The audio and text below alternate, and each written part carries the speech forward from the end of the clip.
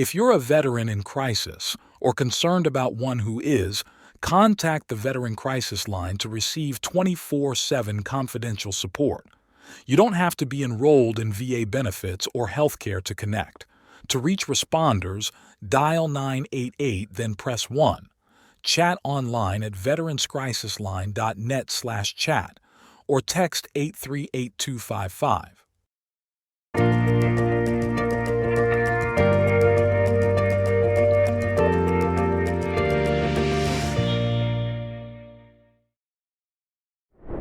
Hello and welcome to our first episode of New Horizons in Health, bringing veterans healthcare into the future. I'm your host, Dr. Sharif Elnahal, and I have the honor of serving veterans, caregivers, families, and survivors as Undersecretary for Health. In this podcast series, we will discuss cutting-edge research and treatments happening right here at VA to advance care for veterans. To kick off the series, we will be discussing psychedelic-assisted therapies. As part of our commitment to safely exploring all avenues that promote the health of our nation's veterans, VA conducts studies under stringent protocols at various facilities nationwide to identify if compounds such as MDMA and psilocybin can treat veterans with PTSD, treatment-resistant depressive disorder, major depressive disorder, and potentially other mental health conditions. I'm excited to be joined today by an esteemed panel of guests. But before I introduce them, I want to highlight a couple of different updates. It is September, which is Suicide Prevention Month.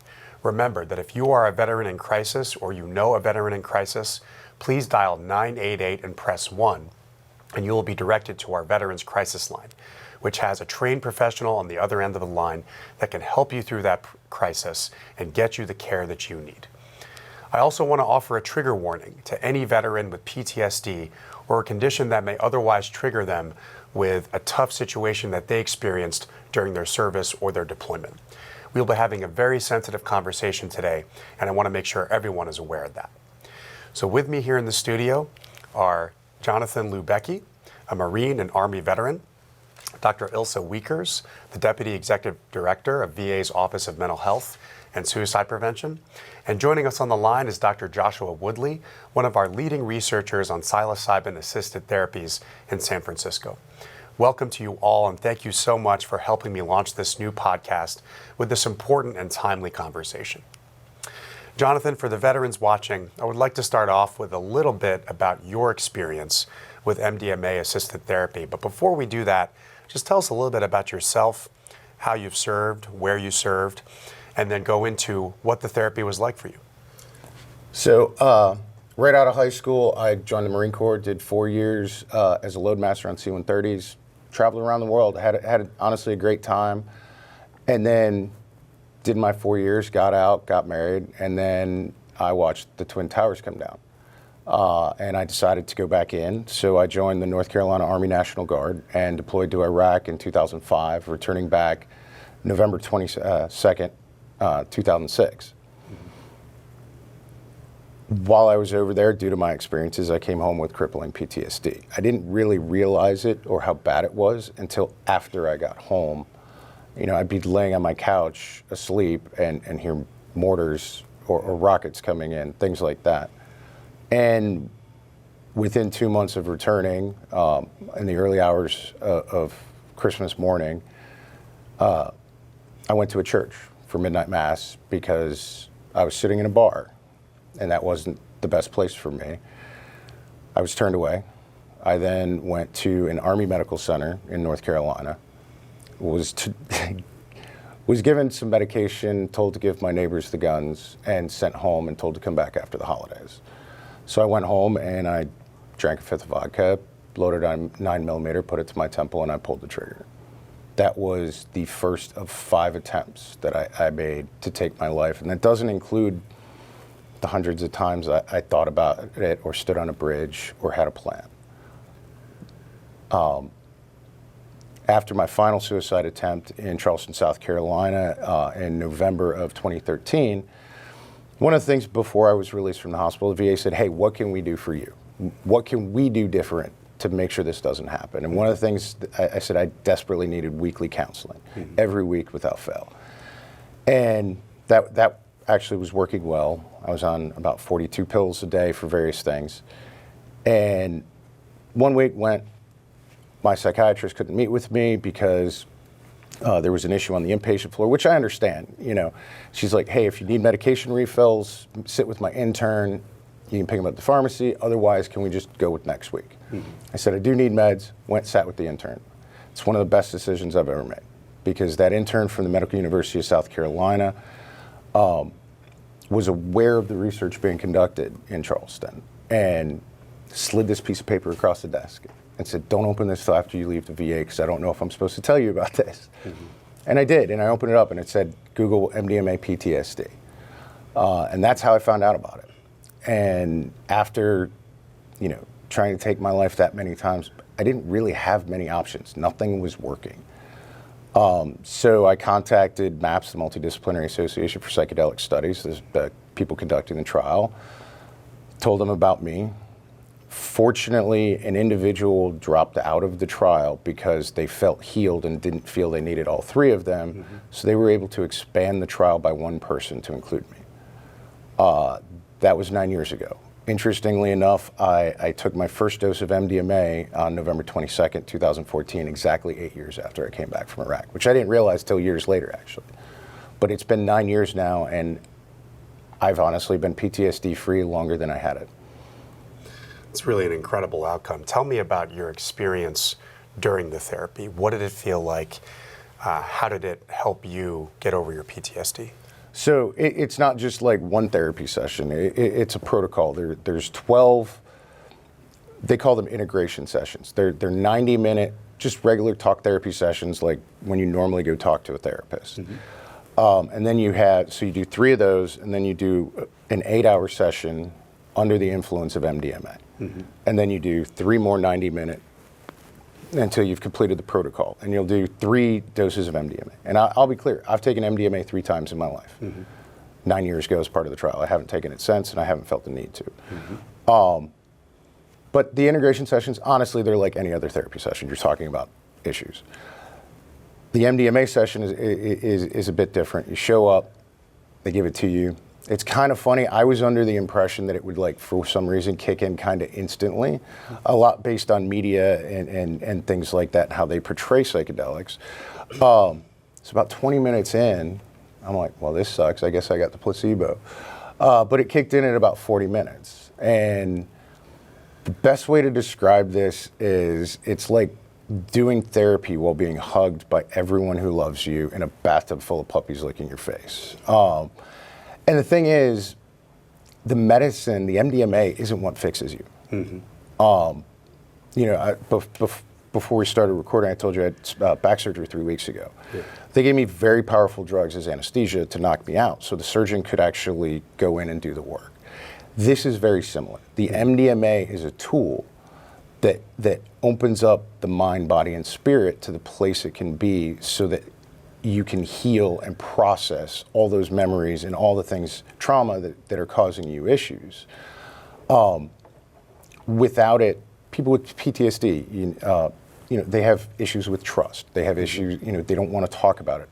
They also either shut down emotionally and can't process, or they become hyper emotional and can't process. So the MDMA puts you in this middle ground where you stay in a place where you can talk about trauma without having panic attacks, without your body betraying you, and look at it from a different perspective and come to understandings, as far as how other people who are no longer here may feel about a situation, looking at whose fault it really was. That, as veterans, we don't make the decision to go to war. That's right.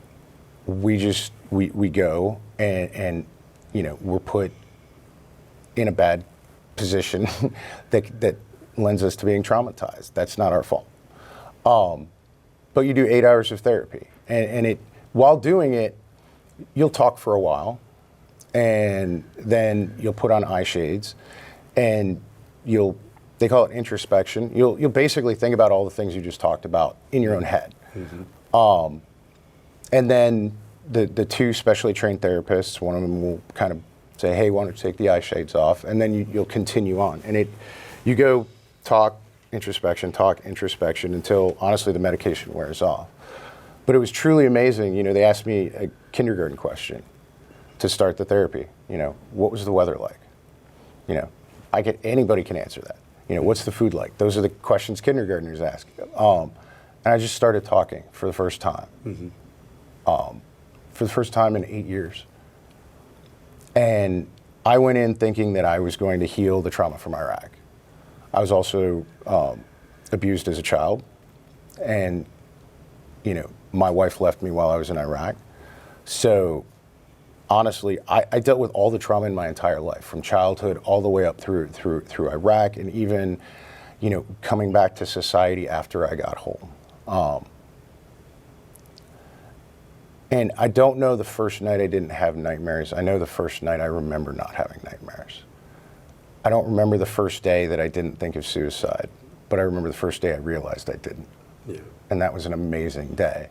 And over the past 9 years, I haven't thought of suicide once at all. And this was a constant daily occurrence for me for 8 years.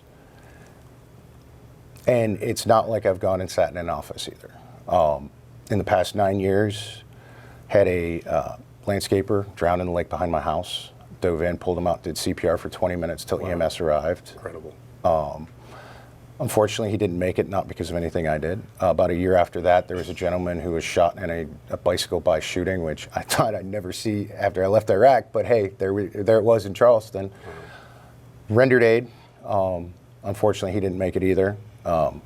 My son was life flighted by the Coast Guard off a cruise ship, and I thought he died in my arms due to a medical condition. He's perfectly fine, survived. I didn't have PTSD after any of those incidents. And so now, over the past year and a half, I've gone to Ukraine 4 times to provide humanitarian aid, and up to and including going to the front lines. And when you can sit in Kyiv and hear the same air raid sirens you heard in Iraq, the same sirens that would have not just sent me into a panic attack, but destroyed a month of my life, just from hearing that noise. To hear that go off in Kyiv, and when the explosions are done, roll over and go back to sleep. It's truly a miracle. And this doesn't work for everyone. And there's a lot of new treatments available, but this is something that definitely should be on the table. But again, it's not the MDMA that fixes you. It's actually the therapy. It's the therapist working with you and you doing the hard work.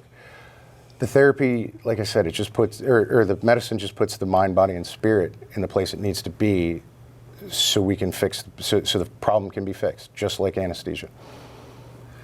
Well, Jonathan, your service to the country in uniform, but also your continued service with the examples you mentioned, just truly remarkable. And I appreciate you having the courage to reiterate some of those experiences. I know that can be a tough thing to do for a lot of veterans.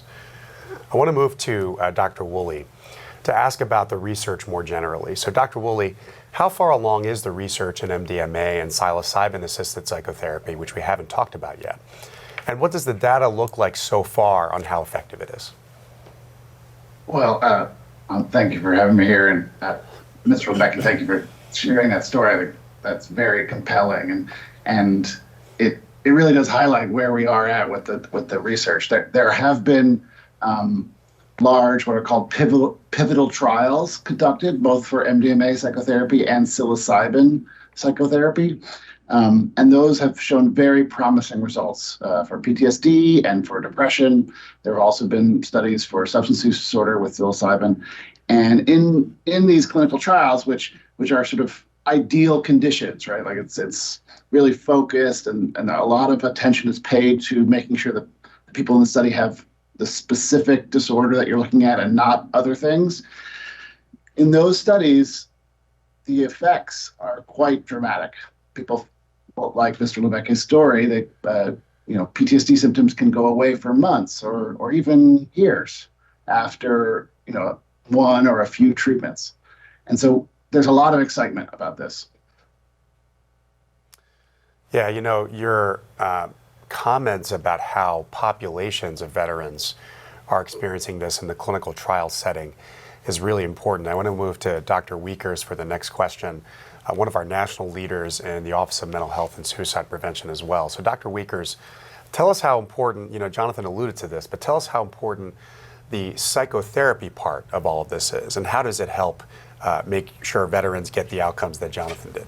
Yeah, well, I think that Jonathan hit the nail on the head. I mean, it is essential. The psychotherapy piece is the essential piece of this. The medications, the psychedelics that folks like Dr. Woolley have been studying, and others across the country and the world, really, they open doors and allow us a window of opportunity, like you spoke of, to really do the work. To process the different feelings and thoughts that come up during that psychedelic experience that occurs around the dosing time in the protocol. And yeah, I mean, the psychotherapy piece is kind of the cornerstone. So it really needs to be a combination of the medication and the psychotherapy together to ensure great success like Jonathan has had. Yeah, which also implies that you really need to be under the care of a licensed professional to get the full scope of therapy and the benefits that we're seeing in the research that Dr. Woolley mentioned. So I appreciate you commenting on that. Jonathan, let's go back to you. You know, you described your service, the fact that you came home, you know, you started to experience PTSD sometime after you came home. You know, you weren't expecting it. And then you attempted to get some therapy for PTSD before the clinical trial with MDMA. And so can you describe your previous attempts in a little bit more detail and how that contrasted with what MDMA-assisted psychotherapy did for you? Yeah, absolutely. So I got my care at the VA, and you know, I genuinely feel for the doctors that I had, because you know, they were limited in what they had. So I was on a lot of different medications for mental health, for anxiety, for sleep, for nightmares, for depression, for this, for that, including physical injuries. At one point, I was on 42 separate pills a day. They also tried, you know, cognitive behavioral therapy, prolonged exposure therapy. The CBT, I had issues with memory and writing down the stuff in the little notepad, and I just forget to do it. The exposure therapy was too traumatic. And a lot of talk therapy, but the therapy was mostly focused on triage. He's here this week. What happened this week? What can we do to make sure he's here next week? Because, you know, unfortunately, when it comes to a lot of health conditions, there aren't a lot where you can manage symptoms. You know, if you have diabetes, you can type 2 diabetes, you can live a very long, healthy life and manage it with medications and other things, diet change, etc. It's rare that we can talk about completely healing something, anything, whether it's PTSD or anything else. And they tried everything, and nothing worked, in part because I would never, you know, one of the problems with traditional therapy is it's the 50-minute therapist hour. Before I felt comfortable enough to open up and talk about anything traumatic, I'd hear these magic words. Well, that's all the time we have for this week. We'll take it up there next week. And it never gets taken up that next week. And so all my doctors were sitting there wondering when they were going to get a call that I wasn't going to be there. I had to go off my medications in order to participate in the trial. I've never gone back on them, and it's been 9 years.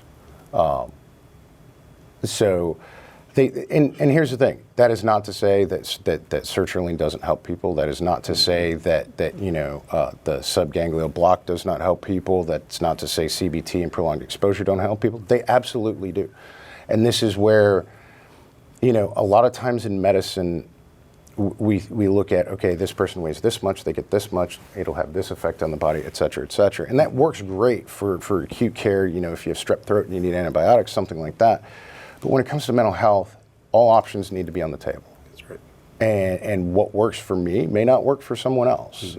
Even if you look at the results of the trial, 88% of people had reduction in symptoms, 67% no longer had PTSD, but that number does mean 12% had no effect, and rough math, 33% still had some form of PTSD. But I am very glad the VA is looking at this, because I work with a lot of organizations that do a lot to help support these trials. Some people send people out of the country to places where it's legal to receive this treatment. There are millions of veterans with PTSD. The only way that they can receive the same high quality treatment with medicine manufactured to actual medicinal standards is if it's done through the VA. It is the only entity that has the ability to scale to treat every veteran. And one thing, although this is a VA show, there's always arguments over is it 17, 22, 44 a day. I use the number 136. That's the number of Americans who committed suicide each day last year, including veterans. And, you know, to quote a good friend of mine, Alan Chesser, who I served with in Iraq, when he was asked about this, he's an evangelical Christian, very conservative Republican House member in North Carolina. He said, I have 2 case studies. One, he pointed over at me, he goes, and the other one's an obituary in my pocket. We genuinely have the ability to make a serious dent in the suicide epidemic that is affecting not only the veteran community, but other communities as well, to include just the American population.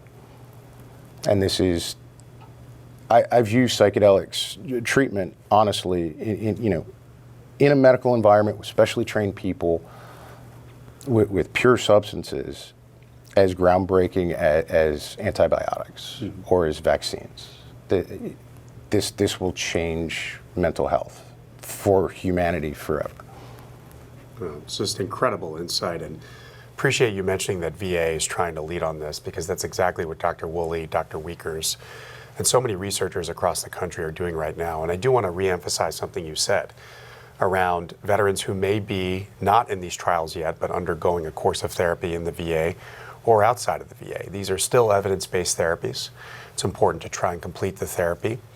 And if and when this becomes available, VA will be able to scale it, I think, better than any other healthcare system because of our focus particularly on veterans. So thank you so much for that perspective. Really, really helpful. Let's move to Dr. Woolley. So how do you ensure the safety of the veteran during all of this in the clinical trial setting? You know, there are some risks to the MDMA drug itself and the intersection with psychotherapy. And so how do you manage expected side effects and monitor veterans during the therapy? Great question. Jonathan's already mentioned some of the things. So in the trials, a lot goes into making sure that the screening of the participants. So making sure about the medical background, cardiac functioning, blood pressure, things like that. Both psilocybin and MDMA can increase blood pressure and have other effects, and so a lot of effort goes into making sure it's safe for this particular person to take the drug at the doses that the intervention requires. Then once someone's in the trial, we and others think that the psychotherapy that we've been talking about is so critical for safety. That's the most important aspect, right? That having someone or 2 people who are experienced working with these compounds, experienced working with severe mental illness and suicidality and trauma is really critical, because we know that out in the community, if people use these drugs, it doesn't necessarily help them, and sometimes it can really harm them. People can have scary experiences or other kinds of experiences. And so again, this combination treatment that we've been talking about seems to be critical for keeping people safe. In the trials, there's also medical monitoring, blood pressure monitoring, things like that, and that's also really important. And so I think going forward, figuring out how we can go from these clinical trials to more implementation, effectiveness studies, where we actually have it done, not within this pristine kind of clinical trial format, but in a bigger, within the VA framework, I think is really important. Yeah, really helpful to allow our listeners to understand what the risks are and how we really try our best to manage them with all of this. And I'll ask a similar question of you, Dr. Wiekers. What risks would you highlight to listeners who may be considering self-medicating with recreational MDMA or psilocybin? What makes the regimen that we are researching safer than that? I think Jonathan alluded to this, and that is that in one of our research studies, we can guarantee a high-quality pharmaceutical-grade medication is being delivered, and you can't when you're using recreationally or finding something on the street. So you just don't know what you're taking and what's in that pill. And so that's a risk that I hope will cause people some pause and have them think again about maybe seeking out a more safe, and as Dr. Woolley alluded to, in these trials we have medical monitoring, we have a good screening process in place, and without having that proper medical and psychiatric screening done in advance, we don't really know if taking the medication, whatever it may be, if it's a recreational dose of something, if that's going to be safe for you. So would really encourage people to think about that risk of not knowing what's in the pill, of not really having the medical clearance or the kind of monitoring and the safety. And then again, just to emphasize the thing everyone's been saying, the psychotherapy is key. So just taking the pill recreationally is not going to get you the benefit you hope it is if you aren't going to be doing the work, the hard work that Jonathan did and others in these trials have been doing, and that we know kind of wraps people around and gives them that support that they need to process through all of the trauma and the other things that they're dealing with. Yeah. Can you talk about what we're seeing now with recreational drugs laced with fentanyl? Do you think that's a risk in particular with accessing these psychedelics recreationally?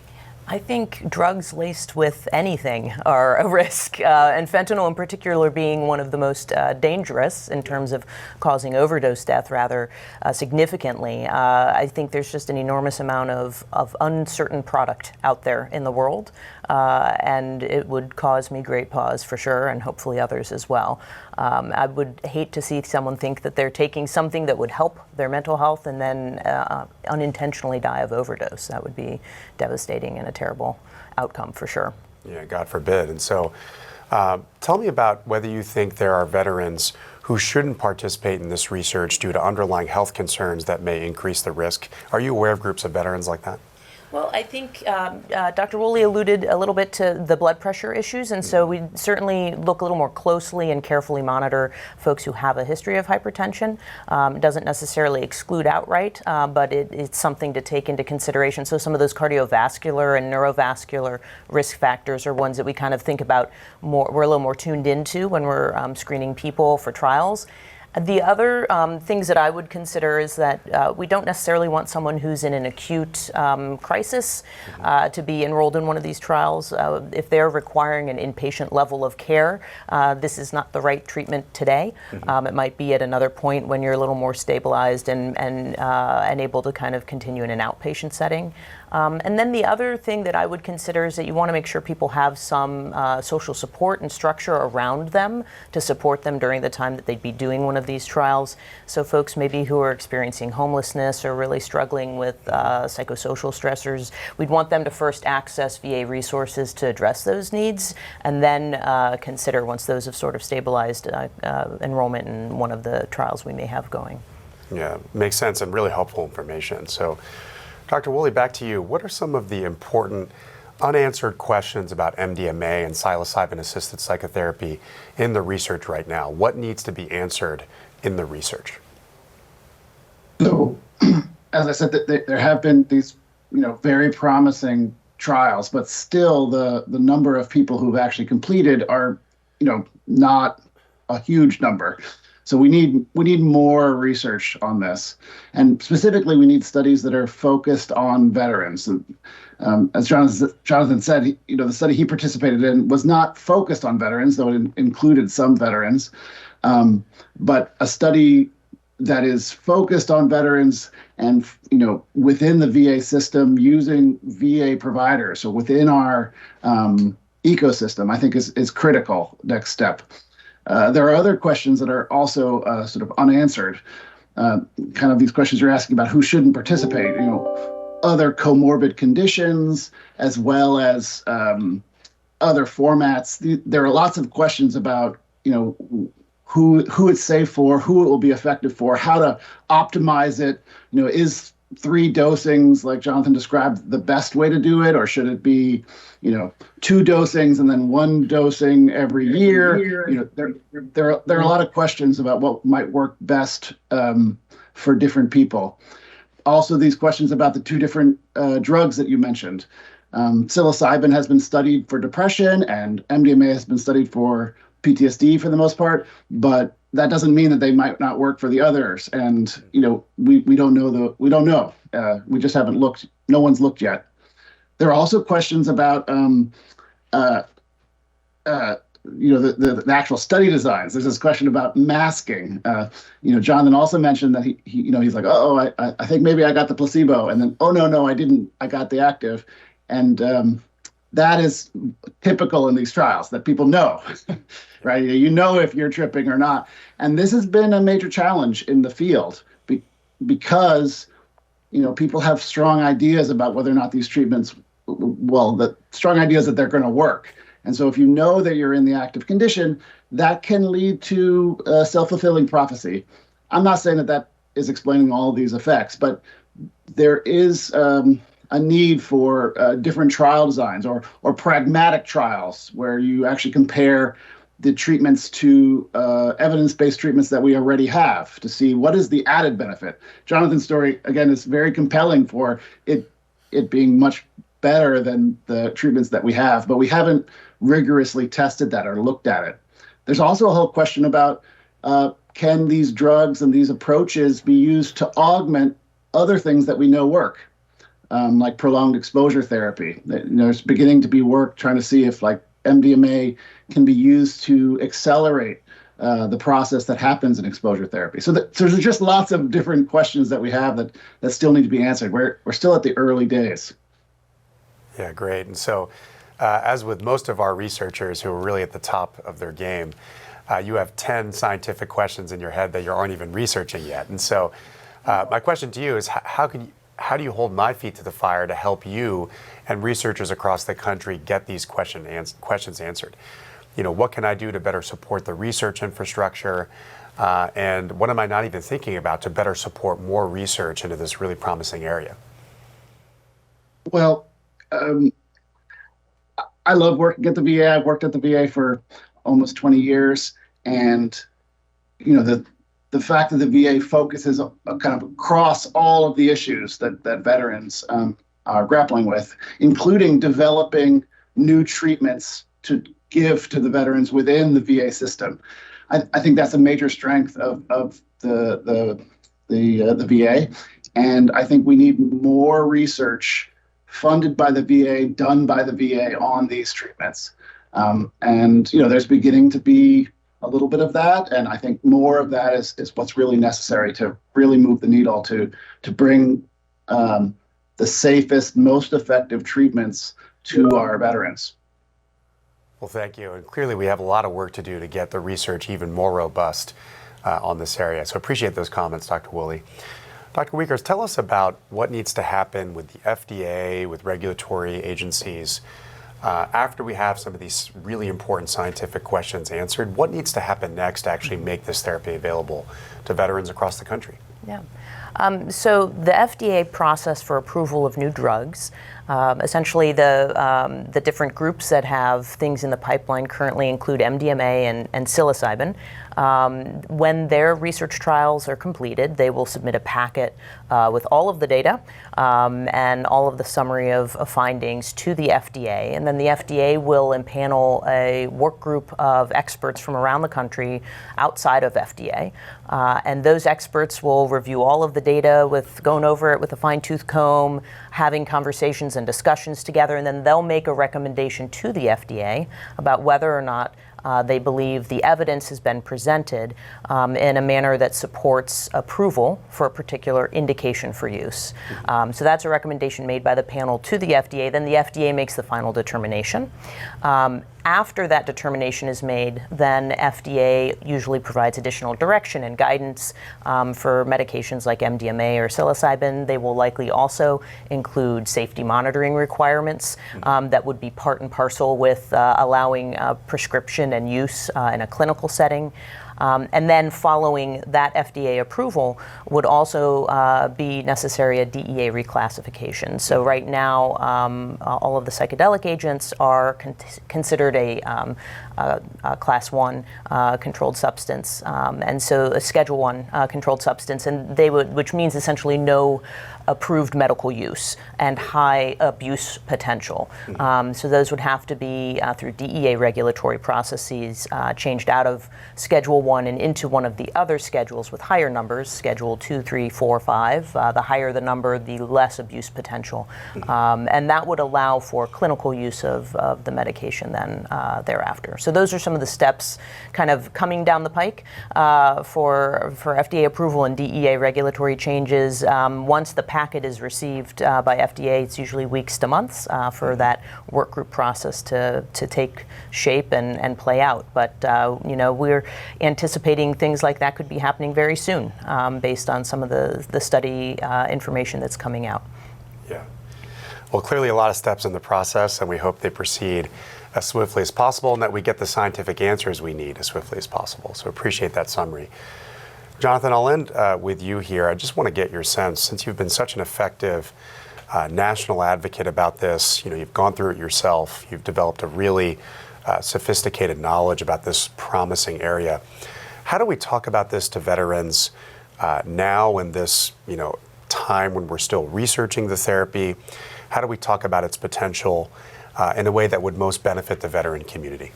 Well, one, honestly, just talking about, hey, we are doing this and getting that out there. There's, I guarantee you there will be hundreds, if not thousands of veterans that after watching this broadcast will learn for the first time about this.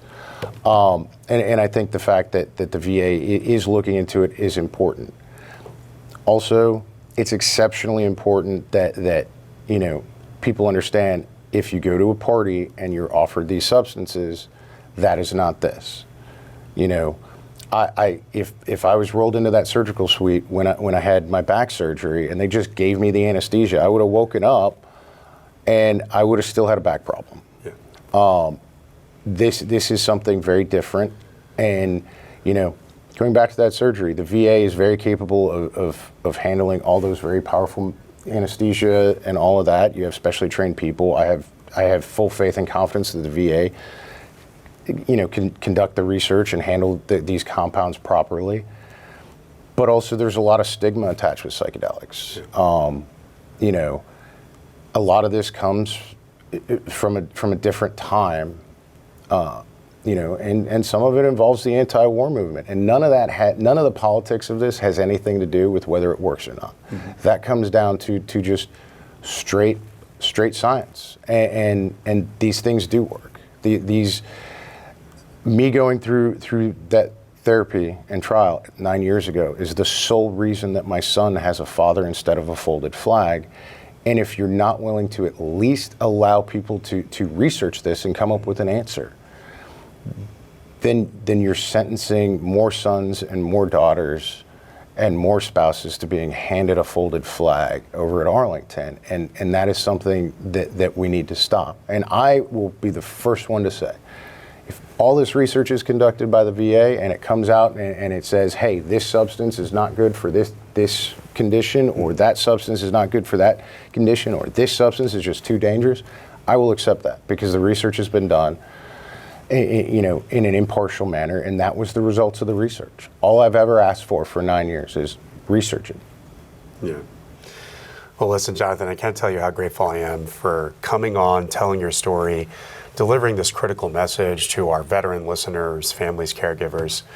And, it just means so much that you'd come and talk to us about this. And, Dr. Woolley, Dr. Wiekers, the fact that you're in a position to have VA lead on this effort, as Jonathan is asking us to do, knowing that we have, so many incredible research centers across the country, affiliations with some of the best medical schools and academic institutions.